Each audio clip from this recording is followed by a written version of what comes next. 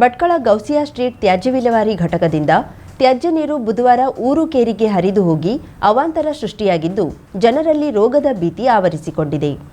ಗೌಸಿಯಾ ಸ್ಟ್ರೀಟ್ನಲ್ಲಿ ಅಳವಡಿಸಲಾಗಿರುವ ತ್ಯಾಜ್ಯ ವಿಲೇವಾರಿ ಘಟಕಕ್ಕೆ ಮಳೆಗಾಲದಲ್ಲಿ ಹೆಚ್ಚಿನ ನೀರು ಹರಿದು ಬರುತ್ತಿದ್ದು, ಅದಕ್ಕೆ ಹೊಂದಿಕೊಂಡು ಅಲ್ಲಿಂದ ಮುಖ್ಯ ನಿರ್ಗಮನ ದ್ವಾರದ ಮೂಲಕ ವಿಲೇವಾರಿಯಾಗುವ ತ್ಯಾಜ್ಯಗಳ ಪ್ರಮಾಣ ತೀರಾ ಕಡಿಮೆಯಾಗಿರುವುದರಿಂದ ತುರ್ತು ನಿರ್ಗಮನ ಬಾಗಿಲನ್ನ ತೆರೆದು ತ್ಯಾಜ್ಯ ನೀರನ್ನು ಅಕ್ರಮವಾಗಿ ಶರಾಬಿ ಹೊಳೆಗೆ ಬಿಡಲಾಗುತ್ತಿದೆ. ಹೊಳೆ ಹೊಲಸಾಗಿ ಹಲವು ವರ್ಷಗಳೇ ಕಳೆದು ಹೋಗಿವೆ. ಆಗಾಗ್ಗೆ ತುರ್ತು ನಿರ್ಗಮನ ಬಾಗಿಲು ಮುಚ್ಚಲಾಗುತ್ತಿದ್ದು, ತ್ಯಾಜ್ಯ ವಿಲೇವಾರಿ ಘಟಕಕ್ಕೆ ಹೊಂದಿಕೊಂಡಿರುವ ಚರಂಡಿ ಮೂಲಕ ತ್ಯಾಜ್ಯ ನೀರು ಊರು ಕೇರಿಯನ್ನ ಪ್ರವೇಶಿಸುತ್ತಿದೆ. ಇದೀಗ ತ್ಯಾಜ್ಯ ನೀರಿನಿಂದಾಗಿ ದುರ್ವಾಸನೆ ಸುತ್ತಮುತ್ತಲಿನ ಪ್ರದೇಶವನ್ನ ವ್ಯಾಪಿಸಿಕೊಂಡ ಪರಿಣಾಮವಾಗಿ ಮನೆ ಮಂದಿ ಮನೆಯಲ್ಲಿ ಕುಳಿತುಕೊಳ್ಳಲು ಆಗದಂತಹ ಸ್ಥಿತಿ ನಿರ್ಮಾಣವಾಗಿದೆ. ಕೆಲವು ಕಡೆ ಚರಂಡಿಯಲ್ಲಿ ತ್ಯಾಜ್ಯ ನೀರಿನ ಸಂಗ್ರಹದಿಂದಾಗಿ ಸೊಳ್ಳೆಗಳ ಉತ್ಪತ್ತಿ ಹೆಚ್ಚುತ್ತಲೇ ಇದ್ದು ರೋಗದ ಭಯ ಆವರಿಸಿಕೊಂಡಿದೆ. ಗೌಸಿಯಾ ಸ್ಟ್ರೀಟ್ ಸುತ್ತಮುತ್ತಲಿನ ನೂರಾರು ಬಾವಿಗಳ ನೀರು ಮಲಿನವಾಗಿದೆ. ಜನರು ಕುಡಿಯುವ ನೀರು, ಒಳಚರಂಡಿ ನೈರ್ಮಲ್ಯ ಇಲಾಖೆ, ಪುರಸಭಾ ಆಡಳಿತದ ವಿರುದ್ಧ ಆಕ್ರೋಶ ಹೊರಹಾಕುತ್ತಿರುವುದು ಕಂಡುಬಂದಿದೆ. ತ್ಯಾಜ್ಯ ನೀರು ಊರು ಕೇರಿ ಮನೆಗಳಿಗೆ ಹರಿಯಲು ತ್ಯಾಜ್ಯ ವಿಲೇವಾರಿ ಘಟಕದಲ್ಲಿನ ಗಂಭೀರವಾದ ದೋಷ ಕಾರಣವಾಗಿದೆ ಎನ್ನುವುದು ಜನರ ಆರೋಪವಾಗಿದೆ. ಈ ಬಗ್ಗೆ ಪುರಸಭೆಯಾಗಲಿ, ತಾಲೂಕಾಡಳಿತವಾಗಲಿ, ಜಿಲ್ಲಾಡಳಿತವಾಗಲಿ ಗಮನ ಹರಿಸುತ್ತಿಲ್ಲ. ಎಲ್ಲವನ್ನ ಮುಚ್ಚಿಟ್ಟುಕೊಂಡು ನಿರಂತರವಾಗಿ ಶರಾಬಿ ಹೊಳೆ, ಊರು ಕೇರಿಗೆ ತ್ಯಾಜ್ಯದ ನೀರನ್ನ ಹರಿಸಲಾಗುತ್ತಿದೆ. ಕಳೆದ 1.5 ದಶಕದಿಂದ ಗೌಸಿಯಾ ಸ್ಟ್ರೀಟ್ ಭಾಗದ ಜನರ ಬದುಕು ತೀವ್ರ ಸಂಕಷ್ಟಕ್ಕೆ ಸಿಲುಕಿದೆ. ನಮ್ಮ ಮನವಿಗೆ ಸ್ಪಂದಿಸದೇ ಇದ್ರೆ ಜನರು ಪುರಸಭಾ ಕಚೇರಿಯ ಮುಂದೆ ಕುಳಿತುಕೊಳ್ಳುವುದು ಅನಿವಾರ್ಯವಾಗುತ್ತದೆ ಎಂದು ಜನರು ಎಚ್ಚರಿಸಿದ್ದಾರೆ. पूरा असले माणूस का कसा म्युन्सिपालिटी पाणी सोडून निक्के बावणीचे पाणी मिळता म्हणून असले माणूस घेऊन पडतात. ही हालत राहणार माणूस त्यांचे बावणीचे पाणी पितलो आपली चळवळ मरूच्या सबब. 4 ದಶಕದ ರಾಜಕೀಯ ಜೀವನದಲ್ಲಿ ಯಾವುದೇ ಕಪ್ಪು ಚುಕ್ಕಿ ಇಲ್ಲ ಎಂದು ಸ್ವಯಂ ಅಫಿಡವಿಟ್ ನೀಡುತ್ತಿರುವ ಸಿದ್ದರಾಮಯ್ಯ ವಿರುದ್ಧ 106 ಪ್ರಕರಣಗಳು ದಾಖಲಾಗಿವೆ. ಈ ಪೈಕಿ 65 ಪ್ರಕರಣಗಳಲ್ಲಿ ಅಧಿಕಾರ ಬಲದಿಂದ ಬಿ ರಿಪೋರ್ಟ್ ಹಾಕಿಸಿದ್ದಾರೆ ಎಂದು ಮಾಜಿ ಶಾಸಕ ಸುನಿಲ್ ಹೆಗಡೆ ಆರೋಪಿಸಿದ್ದಾರೆ. ಹಳ್ಯಾಳ ಪಟ್ಟಣದ ತಮ್ಮ ಕಚೇರಿಯಲ್ಲಿ ಸುದ್ದಿಗೋಷ್ಠಿಯನ್ನುದ್ದೇಶಿಸಿ ಮಾತನಾಡಿದ ಅವರು, ಮುಡಾ ಹಗರಣದಲ್ಲಿ ಭಾಗಿಯಾಗಿರುವ ಆರೋಪ ಹೊತ್ತಿರುವ ಮುಖ್ಯಮಂತ್ರಿ ಸಿದ್ದರಾಮಯ್ಯ ನೈತಿಕ ಹೊಣೆ ಹೊತ್ತು ರಾಜೀನಾಮೆ ಸಲ್ಲಿಸಬೇಕು. ರಾಜ್ಯಪಾಲರು ತನಿಖೆಗೆ ಅನುಮತಿ ನೀಡಿದ ವಿಚಾರವನ್ನ ರಾಜಕೀಯ ದಾಳವಾಗಿ ಬಳಸಿಕೊಂಡು ಅಧಿಕಾರದಲ್ಲಿ ಮುಂದುವರೆಯಲು ಪ್ರಯತ್ನಿಸುತ್ತಿರುವ ಅವರ ವರ್ತನೆ ಸರಿಯಲ್ಲ. ರಾಜ್ಯಪಾಲರ ನಿರ್ಧಾರವನ್ನ ವಿರೋಧಿಸುವ ಜೊತೆಗೆ ಪ್ರಕರಣದ ಆರೋಪವಿದ್ದರೂ ಅಧಿಕಾರದಲ್ಲಿ ಮುಂದುವರೆಯಲು ಯತ್ನಿಸುವುದು ಸಂವಿಧಾನಕ್ಕೆ ಮಾಡುವ ಅಪಚಾರ ಎಂದರು. ಒಂದು ಸಲ ಒಂದು ಜಮೀನನ್ನು ಎಕ್ವೈರ್ ಮಾಡಿ ಸರ್ಕಾರ ತಗೊಂಡ ಮೇಲೆ ಅದು ಅಗ್ರಿಕಲ್ಚರ್ ಲ್ಯಾಂಡ್ ಅಂತ ಇದ್ದರೆ ಮಾತ್ರ ಅದು ಡಿನೋಟಿಫೈ. ನಾನ್ ಅಗ್ರಿಕಲ್ಚರ್ ಲ್ಯಾಂಡ್ ಎಕ್ವೈರ್ ಮಾಡಿ ನಾನ್ ಅಗ್ರಿಕಲ್ಚರ್ ಮಾಡಿ ಡಿನೋಟಿಫೈ ಮಾಡೋಕ್ಕೆ ಬರೋದಿಲ್ಲ. ಡಿನೋಟಿಫೈ ಮಾಡಿದರೆ ಮತ್ತು ಅದು ರಿವರ್ಸ್ ಹೋಗಿ ಮತ್ತು ಅಗ್ರಿಕಲ್ಚರ್ ಲ್ಯಾಂಡ್ ಆಗಬೇಕು. ಆವಾಗ ಆ ಖರ್ಚು ವೆಚ್ಚಗಳನ್ನು ಇವರಿಂದ ತೊಗೋಬೇಕಾಗ್ತೈತೆ ಆ್ಯಸ್ ಪರ್ ರೂಲ್. ಆಮೇಲೆ ಅದನ್ನು 2010ನೇ ಇಸ್ವಿಗೋ ಎಷ್ಟೋ ತನ್ನ ಹೆಂಡತಿಗೆ ತಮ್ಮ ಮಿಸಸ್ ಹೆಸರ ಮೇಲೆ ಅದನ್ನು ತೊಗೊಂಡಿದ್ದಾರೆ. 2017ಕ್ಕೆ ಮತ್ತು ಇವರು MLA ಆದಾಗ ಇವರು ಮಿನಿಸ್ಟರ್ CM ಆದಾಗ ಮತ್ತೆ ಪ್ರೊಸೆಸ್ ಮಾಡಿದ್ದಾರೆ, ಲೆಟರ್ಗಳನ್ನು ಬರೆದಿದ್ದಾರೆ. ಹೀಗಾಗಿ ಇದರಲ್ಲಿ ಸಿದ್ದರಾಮಯ್ಯನವರ ಪಾತ್ರ ಇಲ್ಲ ಅಂತ ಅವ್ರು ಏನು ಹೇಳ್ತಾ ಇದ್ದಾರೆ. ಸಿದ್ದರಾಮಯ್ಯನವರ ಪಾತ್ರ ಸಂಪೂರ್ಣವಾಗಿದೆ. ಮತ್ತು ಸಿದ್ದರಾಮಯ್ಯನವರು ನನ್ನ 40 ವರ್ಷದ ಇತಿಹಾಸದಲ್ಲಿ ಕಪ್ಪು ಚುಕ್ಕೆ ಇಲ್ಲ ಅಂತ ಹೇಳಿದ್ದಾರೆ. ಇವರ ಹಿಂದಿನ ಸರ್ಕಾರದಲ್ಲಿ 65 ಕೇಸ್ಗಳು ಲೋಕಾಯುಕ್ತದಲ್ಲಿ ಪೆಂಡಿಂಗ್ ಇತ್ತು.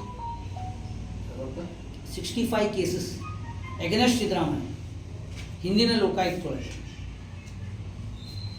ಲೋಕಾಯುಕ್ತದವರು ಎನ್ಕ್ವೈರಿನೂ ಮಾಡ್ತಾಯಿದ್ರು.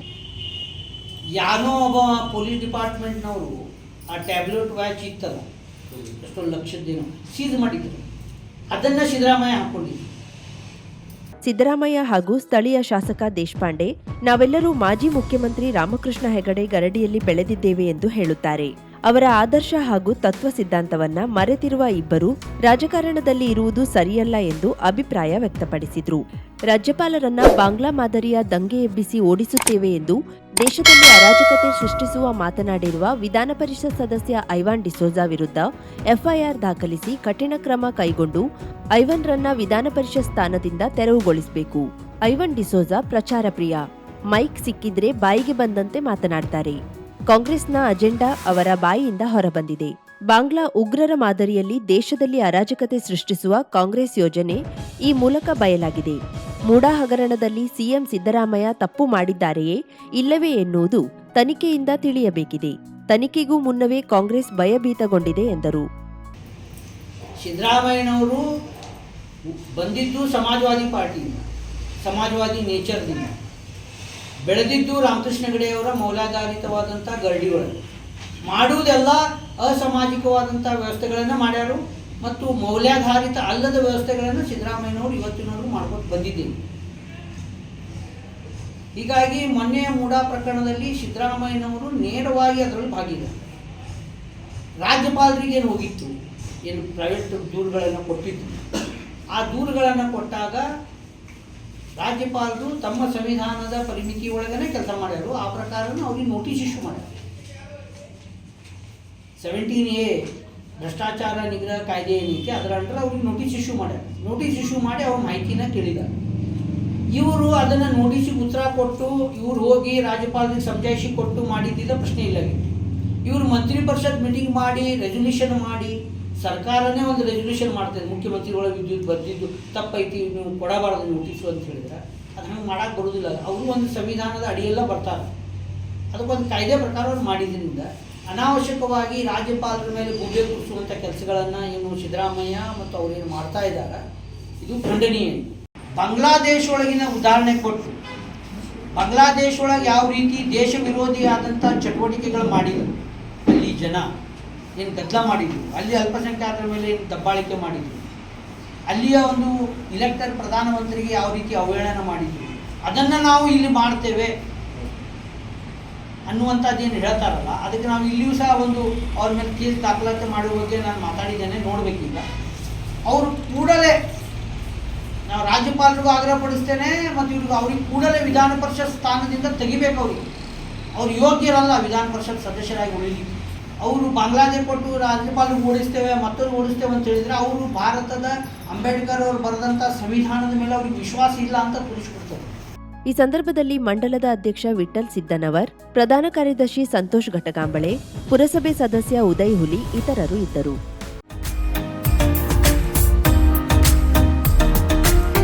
ಮಿಲನ್ ಎಂಟರ್ಪ್ರೈಸಸ್ ಬೃಹತ್ ಎಲೆಕ್ಟ್ರಾನಿಕ್ ಹಾಗೂ ಫರ್ನಿಚರ್ ಮಳಿಗೆ. ಉತ್ತರ ಕನ್ನಡ ಜಿಲ್ಲೆಯಲ್ಲೇ ಅತಿ ಹೆಚ್ಚು ಮಳಿಗೆಗಳನ್ನ ಹೊಂದಿರುವ, ಅತಿ ಹೆಚ್ಚು ಸಂತೃಪ್ತ ಗ್ರಾಹಕರನ್ನ ಹೊಂದಿರುವ ಮೂಲಕ ಹೆಗ್ಗಳಿಕೆಗೆ ಪಾತ್ರವಾಗಿರುವ ಏಕೈಕ ಸಂಸ್ಥೆ ಮಿಲನ್ ಎಂಟರ್ಪ್ರೈಸಸ್.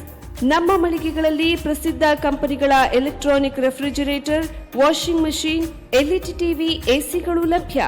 ಭಾರತದ ಕರಾವಳಿ ಹವಾಮಾನಕ್ಕೆ ಹೊಂದಿಕೊಳ್ಳುವ ನಂಬರ್ 1 ಬ್ರ್ಯಾಂಡ್ ಆದ ಗೋದ್ರೇಜ್ ಕಂಪನಿಯ ಕಪಾಟು, ಆಫೀಸ್ ಟೇಬಲ್, ಆಫೀಸ್ ಚೇರ್, ಬ್ಯಾಂಕ್ಗಳಿಗೆ ಹಾಗೂ ಚಿನ್ನದ ಅಂಗಡಿಗಳಿಗೆ ಬೇಕಾಗುವ ಸೇಫ್ ಲಾಕರ್ಗಳು ಅತಿ ಕಡಿಮೆ ಬೆಲೆಯಲ್ಲಿ ಲಭ್ಯವಿದೆ.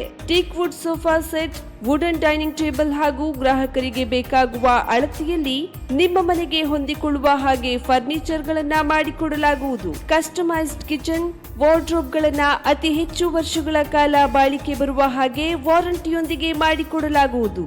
ನಮ್ಮಲ್ಲಿ ಡ್ಯೂರಾಫ್ಲೆಕ್ಸ್, ಗೋದ್ರೇಜ್ ಕಂಪನಿಯ memory foam mattress, orthopaedic mattress, spring ಮ್ಯಾಟ್ರೆಸ್ಗಳು ಕಡಿಮೆ ಬೆಲೆಯಲ್ಲಿ ಲಭ್ಯ. ವಿವಿಧ ಕಂಪನಿಗಳ ನವೀನ ಮಾದರಿಯ ಮಿಕ್ಸರ್, ಗ್ರೈಂಡರ್, ಫ್ಯಾನ್, ಕುಕ್ಕರ್, ತವಾ, ಫ್ಲಾಸ್ಕ್, ಮೈಕ್ರೋ ಓವೆನ್ಗಳು ಲಭ್ಯವಿದೆ. 0% ಬಡ್ಡಿಯೊಂದಿಗೆ ಸ್ಥಳದಲ್ಲಿಯೇ ಬಜಾಜ್ ಫೈನಾನ್ಸ್ ನಿಂದ ಸಾಲ ಸೌಲಭ್ಯವಿದೆ. ಮಿಲನ್ ಎಂಟರ್ಪ್ರೈಸಸ್ ನಲ್ಲಿ ಖರೀದಿ ಮಾಡುವ ಗ್ರಾಹಕರಿಗೆ ಡಿಸ್ಕೌಂಟ್ ಮತ್ತು ಗಿಫ್ಟ್ ಜೊತೆಗೆ ಪ್ರತಿ 2,000 ರೂಪಾಯಿಗಳ ಖರೀದಿಗೆ ಒಂದು ಬಂಪರ್ ಲಕ್ಕಿ ಡ್ರಾ ಕೂಪನ್ ನೀಡಲಾಗುವುದು. ಈ ಲಕ್ಕಿ ಡ್ರಾನಲ್ಲಿ 7 ಲಕ್ಷದವರೆಗೆ ಬಹುಮಾನ ಗೆಲ್ಲುವ ಅವಕಾಶ ನಿಮ್ಮದಾಗಿರುತ್ತದೆ. ಲಕ್ಕಿ ಡ್ರಾದಲ್ಲಿ 1 ಕಾರ್, 2 ಬೈಕ್ ಮತ್ತು ರೆಫ್ರಿಜರೇಟರ್, ವಾಷಿಂಗ್ ಮಷೀನ್ ಸೇರಿದಂತೆ 30 ಲಕ್ಕಿ ಗ್ರಾಹಕರಿಗೆ ಬಹುಮಾನ ಗೆಲ್ಲುವ ಅವಕಾಶ. ಗ್ರಾಹಕರ ಸಂತೃಪ್ತಿಗೆ ನಮ್ಮ ಮೊದಲ ಆದ್ಯತೆ ಎನ್ನುವುದು ಮಿಲನ್ ಎಂಟರ್ಪ್ರೈಸಸ್ ನ ವಾಕ್ಯ.